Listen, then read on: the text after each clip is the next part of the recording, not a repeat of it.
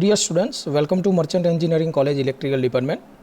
We discussed about the 7th sem switchgear and protection subject and chapter 2, lecture 3. Okay, the chapter name is overcurrent protection of transmission line. હવે transmission લાઇનના ઓવરકરન્ટ પ્રોટેક્શનની અંદર આપણે પહેલું તો thermal relay સમજ્યા હતા, એક બેઝિક હતું, ક્યાંક 3 માર્કમાં ક્વેશ્ચન પૂછાઈ શકે.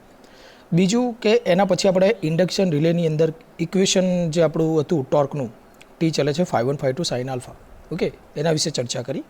હવે એ જ ઇક્વેશન આપણે બધી વસ્તુમાં પુટ કરીશું, ઓકે, એટલે ઇક્વેશન આપણું સેમ રહેશે, ઓકે. અને હવે આપણે આજના લેક્ચરમાં ટાઈપ્સ ઓફ ઇન્ડક્શન રિલે વિશે ચર્ચા કરવાની છે અને એમાં દરેક લેક્ચરમાં આપણે એક એક રિલેની ચર્ચા કરશું કન્સ્ટ્રક્શન વાઇઝ જુદી જુદી જે છે એ પ્રમાણે. તો પહેલું તો ટાઈપ્સ ઓફ ધ ઇન્ડક્શન રિલેમાં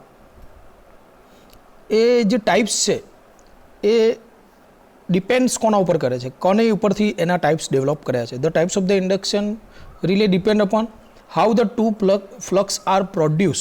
આપણને ખબર છે કે બે ફ્લક્સ જોઈએ, ઓકે, અને ટોર્ક પ્રોડ્યુસ કરવા માટે એક ફ્લક્સ અને બીજા ફ્લક્સનો એડી કરંટ, અને એ ટોર્ક અને એ ફ્લક્સ અને એ એડી કરંટના ઇન્ટ્રેક્શનથી આપણને ટોર્ક મળે છે ડિસ્ક ઉપર, ને આપણી ડિસ્ક રોટેટ થાય છે અને ટ્રિપ સર્કિટને સિગ્નલ મળે છે, ઓકે. હવે એ જે બે ફ્લક્સ પ્રોડ્યુસ થાય છે, કેવી રીતે ફ્લક્સ પ્રોડ્યુસ થાય છે અને how a phase displacement between the two flux is obtain. એ જે આપણે એંગલ જોઈએ છે, બે ફ્લક્સ વચ્ચે આલ્ફા એંગલ જોઈએ છે, આપણું ઇક્વેશન છે ટોર્કનું 5152 સાઇન આલ્ફા.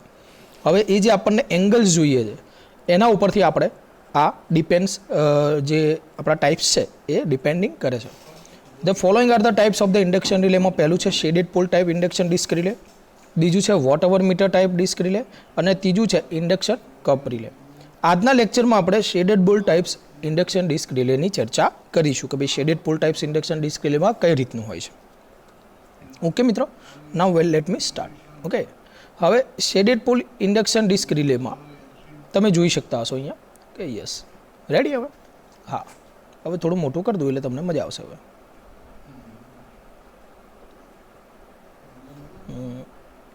હા, ચલો. હવે જે shaded pole type induction disc relay છે એની અંદર આપણે એનું જનરલ કન્સ્ટ્રક્શન વિશે પહેલાં ચર્ચા કરશું, ઓકે. તો shaded pole type induction disc relay, okay. તો જે જનરલ અરેન્જમેન્ટ છે બેટા એની ચર્ચા કરીએ તો general arrangement of shaded pole structure આપણને ફિગરમાં બતાવ્યું છે, ઓકે. તો એની અંદર શું છે, તો સૌથી પહેલાં ઇટ કન્ઝિસ્ટ ઓફ પાઇવોટેડ એલ્યુમિનિયમ ડિસ્ક. તો આ અહીંયા જો હું ડ્રો કરું છું, આ આપણી શું છે, ડિસ્ક છે. આ આપણી શું છે, ડિસ્ક છે કે જે ફ્રીલી રોટેટ થઈ શકે. કોની વચ્ચે, તો કે આ એરગેપ અહીંયા પડે, જો બે ઇલેક્ટ્રોમેગ્નેટ વચ્ચે અહીંયા ખાલી જગ્યા પડે છે, એ એરગેપની અંદર એ રોટેટ થઈ શકે, ઓકે. એ ઇલેક્ટ્રોમેગ્નેટની જે ગેપ છે, સી આકારનું આપણું ઇલેક્ટ્રોમેગ્નેટ છે આવું, તો અહીંયા જે ગેપ પડી એની અંદર આપણી ડિસ્ક ફરી શકે.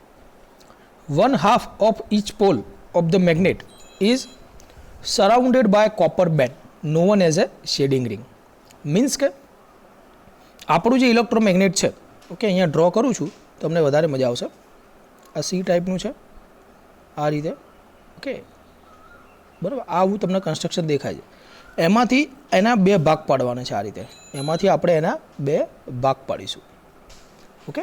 ચલો, હવે એ જે બે ભાગ પાડ્યા છે મિત્રો, ઓકે, હવે એ જે બે ભાગ છે આપણા રિલેના, ઓકે, એના જે બે ભાગ પાડીએ છીએ એમાંથી એકને આપણે શેડિંગ રિંગ પહેરાવવાની. શું પહેરાવવાનું છે, શેડિંગ રિંગ. અને એ શું હોય, કશું નહીં, કોપરની રિંગ હોય. શું હોય, કોપરની રિંગ. આપણે વીંટી પહેરીએ એ રીતે એને કોપરની રિંગ પહેરાવી દેવાની છે, ઓકે. હવે આપણે કેમ કરી રહ્યા છે, તો આપણને ખબર છે કે આપણું ટોર્ક ક્યારે પ્રોડ્યુસ થાય, 5152 સાઇન આલ્ફા, એટલે બે ફ્લક્સ વચ્ચે શું મળવું જોઈએ, એંગલ મળવું જોઈએ, અને આ શેડિંગ રિંગના કારણે આપણને એંગલ મળશે.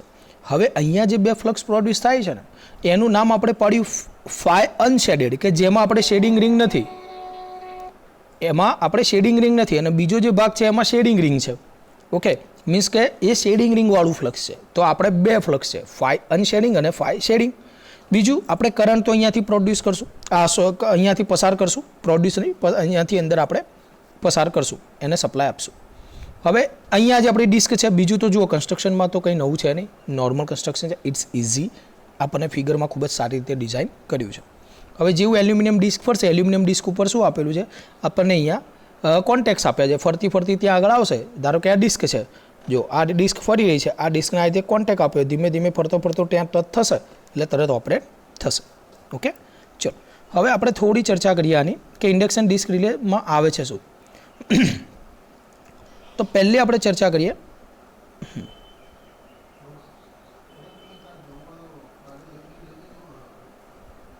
ઓકે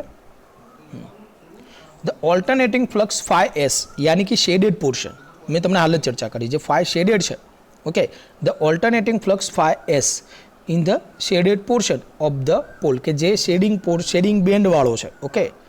ઓકે, તો alternating flux phi s in the shaded portion of the pole will owing to reaction of the current induce in the ring.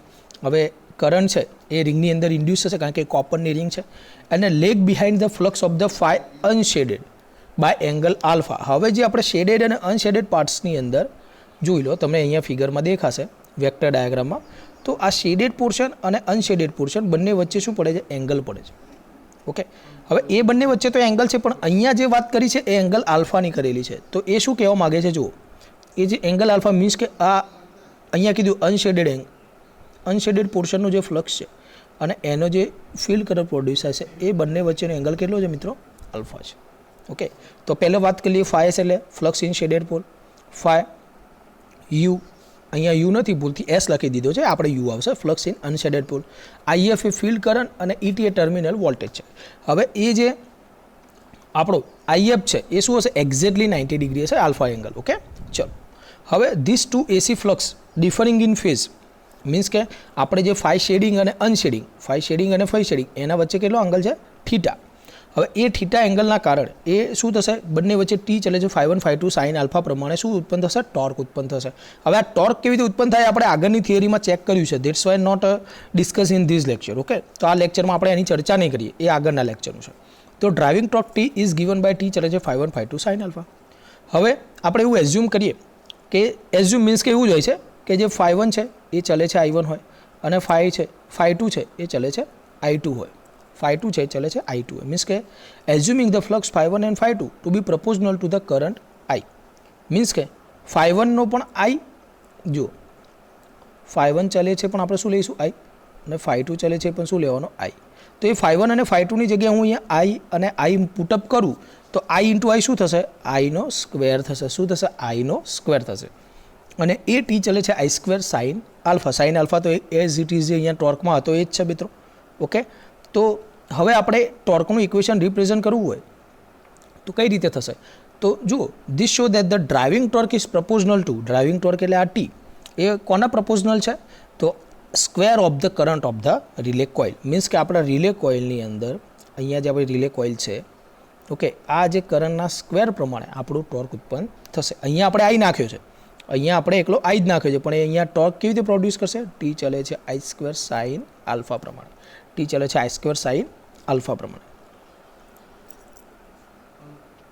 ચલો બીજું અહીંયા આપણને વેક્ટર ડાયાગ્રામ બતાવ્યો હતો, જોઈ લો.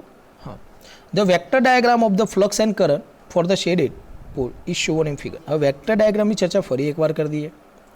તો આ શેડિંગ પોર્શન છે, આ અનશેડિંગ પોર્શન છે. અનશેડિંગ પોર્શનનો ફિલ્ડ કરંટથી એક્ઝેક્ટલી આલ્ફા એંગલે છે. શેડિંગ અને અનશેડિંગ વચ્ચે થીટા એંગલ છે. તો flux in shaded pole phi u IF અને IT. હવે આ જે આપણી શેડિંગ રિંગ છે, આપણે આ જે શેડેડ પોલવાળી જે આપણી ઇન્ડક્શન ડિસ્ક રિલે છે એમાં થોડું આપણે પ્રેક્ટિકલી થોડું આપણને ફિગર્સ સારી હોય, એનિમેશન કંઈ હોય, ઓકે, તો થોડી વધારે ખબર પડે આપણને. તો એના માટે તમને એક વિડીયો બતાવું છું. તો આપણું લેક્ચર ચાલુ જ છે. ઓકે મિત્રો,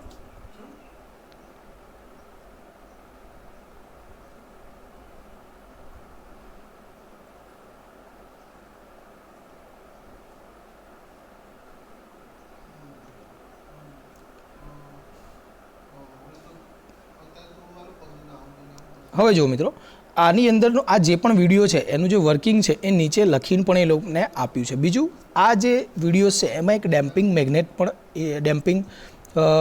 મેગ્નેટને પણ ઇન્ક્લુડ કર્યું છે. ઓકે, તે ડેમ્પિંગ ટોર્ક પ્રોવાઈડ કરે.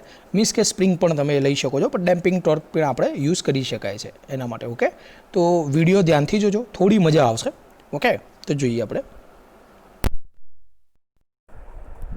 Magnetic flux produced in the unshaded portion of the electromagnet is minuscule too. The shaded portion of the flux જો અહીંયા બતાવે છે કે જે ફેઝ ડિફરન્સ આપણે લેવા માટે કેવું અમને જો અહીંયા આ જે કેવી શેડિંગ બિન પહેરાયેલી છે ઓકે અને આપણો અહીંયાથી આપણો કરંટ આ આપણે અંદર જવા દેવાનો છે આ આપણી એલ્યુમિનિયમની ડિસ્ક છે simple okay pi 1 is 40 to 50 degree lagging with the unshaded portion of the flux pi 2. શું કહે છે 40 to 50 ડિગ્રી લેગિંગ થાય છે. The two alternating fluxes pi 1 and pi 2 induce two voltages V1 and V2 on the disk. These two induced voltages V1 and V2 create eddy currents I1 and I2 on the disk. These two eddy currents produce a deflecting torque on the disk. This deflecting torque is directly proportional to the square of the current to be measured, that is Td alpha I square. The disk rotates. This deflecting torque is directly proportional to the square.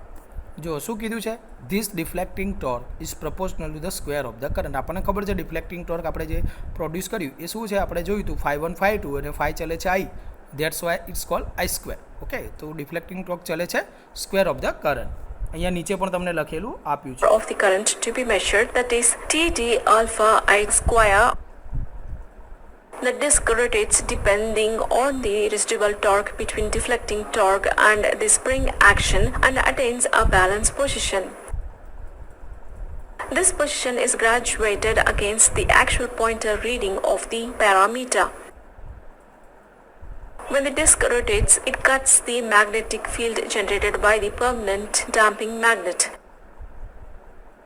Hence, eddy current is induced in the disk, which interacts with field of the damping magnet and produces a torque in the opposite direction to deflecting torque. Now you are going to see the phasor diagram of shaded pole type induction instrument. The vectorial sum of two magnetic fluxes pi 1 and pi 2 gives the resultant magnetic flux pi. These two fluxes pi 1 and pi 2 induce the voltages V1 and V2, which are in 90 degree phase shift with the fluxes pi 1 and pi 2 respectively. The two voltages V1 and V2 induce the eddy currents I1 and I2. Each eddy current is lagging by an angle alpha with the induced voltages. Thus, you have learnt about the construction, working and phasor diagram of a shaded pole type induction instrument. In this unit, we'll look at control sources. Now, so far we have... okay મિત્રો ચલો તો હવે આપણે આવી જઈએ અહીંયા. Dear students, I hope you understand very well. Okay મિત્રો, તો જો એની અંદર પણ જે કન્સ્ટ્રક્શન હતું એ પણ સેમ હતું. આપણી બુકમાં પણ જે અહીંયા આપણને જે ફિગર્સ આપી છે એ પણ સેમ છે. ઓકે, ખાલી ત્યાં એનિમેશનના કારણે આપણને થોડું હજુ વધારે ક્લિયર થાય એટલા માટે.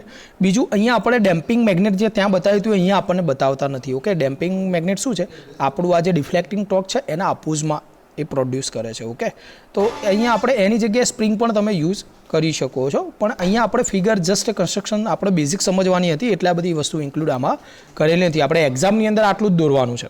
એક્ઝામની અંદર ડ્રો ઇટ નાવ. ઓકે, આટલું જે પણ અહીંયા તમને હાલ જે બતાવવામાં આવ્યું છે એ આપણા બુક્સનું જ છે અને આપણે આટલું ડ્રો કરીશું. બીજું અહીંયા આપણે વેક્ટર ડાયાગ્રામ ત્યાં થોડો આપણને વધારે આપે તો અહીંયા આપણે જેટલી જરૂર બતાવી છે એટલું જ વેક્ટર ડાયાગ્રામ આપણને અહીંયા એમને દર્શાવ્યો છે. ઓકે, તો વેક્ટર ડાયાગ્રામમાં પણ આપણે આટલું દોરશું. એનિમેટેડ વિડીયોથી આપણને થોડું વધારે મજા આવે. ઓકે, થોડું લેક્ચર થોડું ઇન્ટરેસ્ટિંગ થાય. ઓકે, તમને પણ બોરિંગ ના લાગે. રેડી મિત્રો? તો આજના લેક્ચરમાં આપણે અહીંયા સુધી આગળ વધીશું. ઓકે, નેક્સ્ટ લેક્ચરમાં મિત્રો આપણે હવે ચર્ચા કરવાની છે યસ સેકન્ડ ટાઈપ્સની. મીન્સ કે આપણે હાલ વાત કરી shaded pole type induction disc રિલેની. ઓકે મિત્રો, બીજું નેક્સ્ટ લેક્ચરમાં આપણે watt hour meter type induction disc રિલેની ચર્ચા કરશું. વોટ અવર મીટર ટાઈપ છે એની અંદર પણ તમને આ રીતનો વિડીયો બતાવીશ. ઇન્ડક્શન કપ રિલેમાં ડઝન્ટ એમની જરૂર નથી કારણ કે તમે પછી ફરીવાર વધારે જાણી લીધું હોય આના વિશે એટલે તમને તરત ખ્યાલ આવી જાય. ઓકે, તો નેક્સ્ટ લેક્ચરમાં મળીએ આપણે watt hour meter type induction disc relay સાથે. ઓકે મિત્રો, જો થેન્ક યુ.